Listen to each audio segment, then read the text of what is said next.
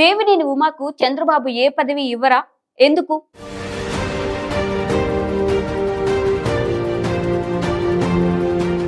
ఆయన తెలుగుదేశం పార్టీలో ఓ సీనియర్ నేత.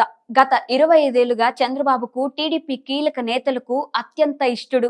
ఆయన కనుసైగుల్లోనే ఆ జిల్లా రాజకీయం అంతా నడిచేది. గత చంద్రబాబు ప్రభుత్వంలో 5 ఏళ్లు మంత్రిగా కూడా ఉన్నారు. ఆయన చెప్పిన నేతలకే బాబు కూడా టిక్కెట్లు ఇచ్చేవారు. జిల్లా పార్టీలో ఆయన నంది అంటే నంది, పంది అంటే పంది అన్నట్లుగా ఉండేది. 25 ఏళ్ల పాటు ఏకచక్రాధిపత్యంగా ఏలేసి 4 సార్లు ఓటమి లేకుండా గెలిచారు.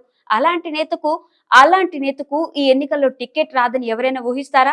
అదే జరిగింది. మరి ఆ నేత ఎవరు?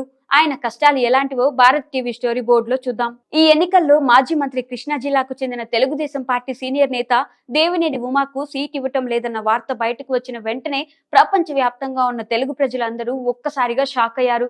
కృష్ణా జిల్లా రాజకీయాల్లో దేవినేని ఉమా అంటే తెలుగుదేశం పేరు చెప్తే దేవినేని ఉమా పేరు ముందుగా గుర్తుకు వస్తుంది.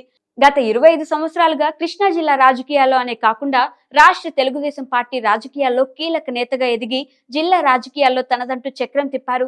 ఓటమి లేకుండా నందిగామ, మైలవరం నియోజకవర్గాల నుంచి వరుసగా 4 సార్లు గెలుస్తూ వచ్చిన ఉమా 2014లో 4 సార్లు గెలిచాక చంద్రబాబు ప్రభుత్వంలో కీలకమైన భారీ నీటిపారుదల శాఖ మంత్రిగా కూడా పనిచేశారు. ఇంకా చెప్పాలంటే గత 25 సంవత్సరాలుగా కృష్ణా జిల్లాలో దేవినేని ఉమా శకం ప్రారంభమైంది. దేవినేని ఉమా తెలుగుదేశం పార్టీని వన్ మ్యాన్ షో చేసి నడిపించారు. అలాంటి నేతకు ఈసారి సీట్ రాకపోవడంతో సొంత పార్టీ నేతలు సైతం ఆశ్చర్యపోయారు. 2019 ఎన్నికల్లో ఉమాపై వైసీపీ నుంచి గెలిచిన వసంత కృష్ణ ప్రసాద్ టీడీపీలోకి రావడం, వెంటనే ఆయనకు సీట్ ఇవ్వడం, మైలవరం నుంచి గెలవడం జరిగిపోయాయి.